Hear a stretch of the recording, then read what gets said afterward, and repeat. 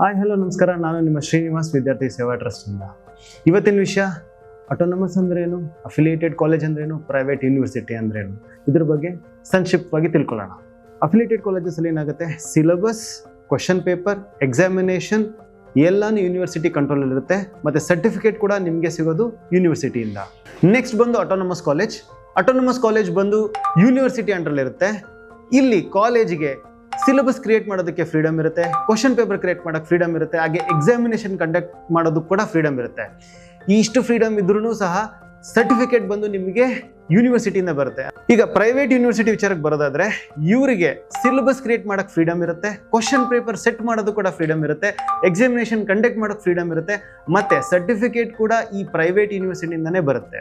Private ಯೂನಿವರ್ಸಿಟಿಯಲ್ಲಿ benefit ಏನು ಅಂತ ಹೇಳಿದ್ರೆ, ಇಲ್ಲಿ ಮೋರ್ ಇಂಟೇಕ್ಸ್ ಅಂದರೆ ತುಂಬ ಇಂಟೇಕ್ಸ್ ಇರುತ್ತೆ, ಚೆನ್ನಾಗಿರೋ ಇನ್ಫ್ರಾಸ್ಟ್ರಕ್ಚರ್ ಇರುತ್ತೆ, ಮತ್ತು ತುಂಬ ಸಬ್ಜೆಕ್ಟ್ ಆಪ್ಷನ್ಸ್ ಇರುತ್ತೆ.